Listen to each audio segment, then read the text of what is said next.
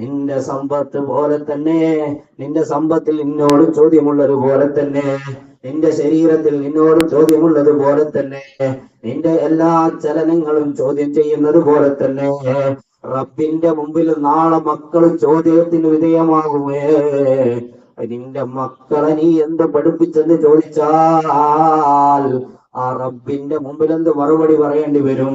ഞാൻ മാത്രം നിസ്കരിച്ചാ പോരാ, ഞാൻ മാത്രം വീട്ടിൽ നിന്ന് ഖുർആൻ ഓതിയാ പോരാ, ഞാൻ മാത്രം സലാത്ത് ആയിരങ്ങളും പതിനായിരങ്ങളും ലക്ഷങ്ങളും ആഴ്ചയിൽ ചെല്ലിയാ പോരാ, തന്റെ മക്കളെയും അതിന് നൽകണം. അങ്ങനെ അനുസരണശീലമുള്ള മക്കളായി വളർത്തണം. അങ്ങനെയുള്ള മക്കളായി അള്ളാഹു നമ്മളെ മക്കളെ മാറ്റുമാറാകട്ടെ. 7 വയസ്സായ നിസ്കാരം കൊണ്ട് കൽപ്പിക്കണം എന്ന് നമ്മളൊക്കെ പഠിക്കുന്നതാണ്. 10 വയസ്സായാൽ ഒരുപാട് നിബന്ധനകൾക്ക് ശേഷം അവരെ അടിക്കാനുമുണ്ട്. അത് ഇബ്നു ഹജർ al-ഹൈതമി റളിയല്ലാഹു അൻഹു ഒരുപാട് വിശദീകരിച്ചിട്ടുമുണ്ട്. അപ്പൊ ആ നിയമങ്ങളൊക്കെ നന്നായി നമ്മൾ പഠിക്കും. പക്ഷേ അത് എത്രത്തോളം പ്രാവർത്തികമാക്കുന്നുണ്ട്, എത്രത്തോളം എന്ന് പറഞ്ഞാൽ മഗ്‌രിബിന്റെ സമയമായി കഴിഞ്ഞാൽ ഞങ്ങളുടെ വീട്ടിലുള്ള മക്കൾ 10ഉം 12ഉം വയസ്സുള്ള മക്കളെ പള്ളിയിലേക്ക് ഉമ്മമാർ പറഞ്ഞു വിടണം. അവര് ജമാഅത്തിന് വന്ന് പരിചയിക്കണം. അവരാണ് നാളെ ഈ മഹലിന്റെ, ഈ മദ്രസയുടെ, ഈ പള്ളിയുടെ എന്നല്ല നാളെ ദീനീന്റെ സ്ഥാപനങ്ങൾക്കൊക്കെ നേതൃത്വം നൽകേണ്ടവര്. അപ്പോൾ അത് പരിചയപ്പെടുത്തണം. ഇല്ലെങ്കിൽ റബ്ബിന്റെ മുമ്പിൽ മറുപടി പറയേണ്ടി വരും.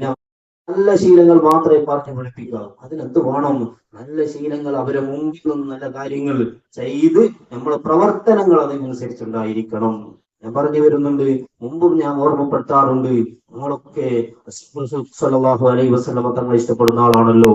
കൂട്ടത്തിൽ ഞാൻ പറയട്ടെ, മുഹമ്മദുൽ കബീർ റിഫായി റളിയല്ലാഹു അൻഹു ആരാണല്ലേ? റിവായ നബി സല്ലല്ലാഹു അലൈഹി വസല്ലം തങ്ങള് അഹ്ലുൽ ബൈത്തിൽപ്പെട്ട വലിയ മഹാനാണ്. അവിടുത്തെ പേരക്കുട്ടിയാണ്. അഷ്റഫുൽ ഖൽഖ് സല്ലല്ലാഹു അലൈഹി വസല്ലം തങ്ങളുടെ റൗള ശരീഫിൽ ചെന്നിട്ട് അസ്സലാമു അലൈക യാ ജദ്ദീ എന്ന് റൗള ശരീഫിൽ ചെന്ന് സലാം പറഞ്ഞപ്പോൾ അഷ്റഫുൽ ഖൽഖ് സല്ലല്ലാഹു അലൈഹി വസല്ലം തങ്ങൾ അവിടുന്ന് ഇങ്ങോട്ട് സലാം അടക്കിയതാ. ആ സലാം അടക്കുന്ന ശബ്ദം കേട്ടതാണ്. അവിടുന്ന് താണു നിന്ന് അവിടുത്തെ മുട്ടിൻകാല് കുത്തി ബഹുമാനത്തോടെ അഷ്റഫുൽ ഖൽഖ് സല്ലല്ലാഹു അലൈഹി വസല്ലം തങ്ങളെ ആദരവോടെ റൗളയുടെ അടുത്ത് നിന്ന് അവിടുന്ന് താണുകേട് ചോദിച്ചൊരു ചോദ്യമുണ്ട്.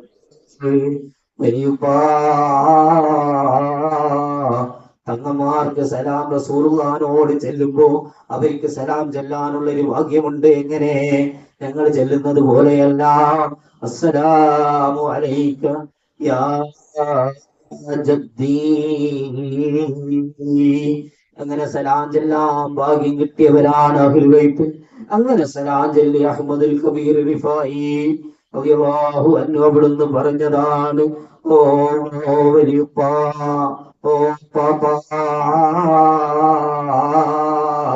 ഞാൻ ഒരുപാട് കാലമായി ആഗ്രഹിക്കുന്നു പാപ്പാ, അവിടുത്തെ കൈയൊന്ന് എനിക്ക് കിട്ടണം. ആ കരങ്ങൾ, ആ ബഹുമാനപ്പെട്ട കരങ്ങളൊന്ന് എനിക്ക് ചുംബിക്കണം. അങ്ങനെ പറഞ്ഞുകൊണ്ട് അഷ്റഫുൽ ഖൽഖ് സല്ലല്ലാഹു അലൈഹി വസല്ലം തങ്ങളുടെ ആ കരങ്ങൾ ചുംബിച്ച മഹാനാണ് അഹ്മദുൽ കബീർ റിഫായി റളിയല്ലാഹു അൻഹു. ആ മഹാന് അവനെ സ്മരിക്കുന്ന മജ്‌ലിസിൽ ഞാൻ പറയട്ടെ, ഞങ്ങളെയൊക്കെ മക്കൾ അവര് മുടിവെട്ടുന്നുണ്ട്, അവര് വസ്ത്രം ധരിക്കുന്നുണ്ട്. അല്ലാഹു പൊരുത്തപ്പെട്ട രീതിയിലാവുന്നുണ്ടോ എന്നോരോ രക്ഷിതാക്കളും ഒന്ന് നെഞ്ചത്ത് കൈവച്ചാ മതി. ഉസ്താദേ, ചെറിയ കുട്ടിയല്ലേ, അല്ല അവന്റെ ചങ്ങായിമാരെ കണ്ടിട്ട് പഠിച്ചതല്ലേ? ഞാൻ ചോദിക്കട്ടെ,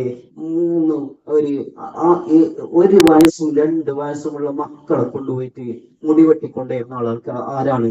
അവരേത് ചങ്ങാതിമാരെയാ കാണുന്നത്? വീട്ടിന്റെ ഉള്ളിൽ കഴിയുന്ന ചെറിയ മകൻ, വെറും പാലുകുടി മാറിയ ആ ഒരു കുറഞ്ഞ കാലമായ മകൻ ഏത് ചങ്ങാതിന്റെ കണ്ടിട്ടാ പിടിച്ചത്? ഒരു ചങ്ങാതിന്റെ അല്ല, വാപ്പയായ നീയാണ് കാണിച്ചു കൊടുത്തത്, ഉമ്മയായ നീയാണ് കാണിച്ചു കൊടുത്തത്. ഉമ്മ റബ്ബിന്റെ മുമ്പിൽ തങ്ങളുടെ മുമ്പിൽ ആണ് നാളെ ശഫാഅത്തിൽ നാളെ കെട്ടുവാൻ ഉമ്മമാരെ എന്ത് കാരണം? റസൂലുള്ളാഹി സ്വല്ലല്ലാഹു അലൈഹി വസല്ലമ തങ്ങൾ പഠിപ്പിച്ചൊരു വാക്കുണ്ട്. എന്ത്?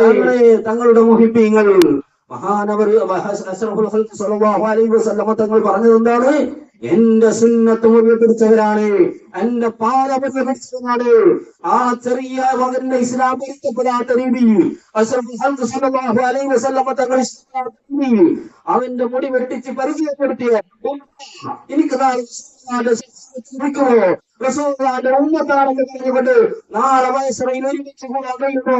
അല്ലാഹു കാത്ത് രക്ഷിക്കുമാറാകട്ടെ.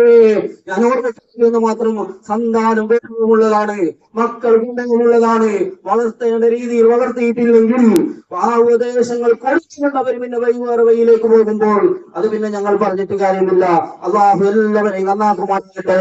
എടുത്ത് ഞാൻ ഓർമ്മപ്പെടുത്തുന്നത് മാത്രം, മഹാനായ അഹ്മദ് റളിയല്ലാഹു തആല അൻഹു മാത്രമല്ല, നിസ്കാരം മാത്രമല്ല, അവിടുന്ന് ഭക്ഷണം കഴിക്കുമ്പോൾ എല്ലാ കാര്യങ്ങളും സ്വന്തമായി ചെയ്യാൻ ആഗ്രഹിക്കുന്ന ആളാണ്, സ്വന്തമായി ചെയ്യാൻ ആഗ്രഹിക്കുന്ന ആളാണ്. അങ്ങനെയുണ്ടല്ലോ, മഹാനവറുകൾ പറയുകയാണ്, ഞാനൊരു സേവകനാണ്, സേവനം ചെയ്യുന്ന ഞാൻ, പിന്നെ എനക്കെന്തിനാണ് മറ്റൊരു സേവകൻ? അതുകൊണ്ട് എനിക്ക് സേവകനെ വേണ്ട ആവശ്യമില്ല. ശിഷ്യന്മാർ വന്ന് ഹിദ്മത്ത് ചെയ്യാൻ നിന്നാൽ പോലും സമ്മതിക്കാറില്ല. മഹാനവറുകൾ സ്വന്തം കരങ്ങളെ കൊണ്ട് എല്ലാ കാര്യങ്ങളും ചെയ്യുന്ന ആളാണ്. അങ്ങനെ ഭക്ഷണം കഴിച്ചു കഴിഞ്ഞാൽ ആ ഭക്ഷണം കഴിച്ച പ്ലേറ്റ് കഴുകി ആ വെള്ളം കുടിക്കുമായിരുന്നു. ഭക്ഷണം കഴിക്കേണ്ട രീതി എന്താ? ഭക്ഷണം കഴിക്കേണ്ട രീതി എന്താണ്? കൈകൾ കഴുകണമെന്നൊക്കെ നമുക്കറിയാം, ഞാനത് ഇങ്ങനെ വിശദീകരിച്ചു പോകുന്നില്ല. പക്ഷെ എല്ലാവരും അത് ചെയ്ത ആ സുന്നത്തുകൾ പൂർണ്ണമായി നമ്മൾ എടുക്കുന്നുണ്ടോ? ഭക്ഷണം കഴിച്ചു കഴിഞ്ഞാൽ പ്ലേറ്റ് പിടിച്ച് കഴിക്കേണ്ടതാണ്. കാരണം പ്ലേറ്റ് ഏത് ഭാഗത്താണ് ബർക്കത്ത് എന്നറിയില്ല. പ്ലേറ്റിന്റെ അടിഭാഗത്താണ്, ഭക്ഷണത്തിന്റെ അടിഭാഗത്താണ് ബർക്കത്ത്. അങ്ങനെ ആ ബർക്കത്ത് മുഴുവനും ഞാൻ എടുക്കണം. അത് കഴിഞ്ഞു കഴിഞ്ഞാൽ കൈ ഈമ്പൽ സുന്നത്താണ്. അഷ്റഫുൽ ഖൽഖ് സ്വല്ലല്ലാഹു അലൈഹി വസല്ലം അത് കഴിഞ്ഞാൽ ആ പ്ലേറ്റ് വെടിക്കൽ സുന്നത്താണ്.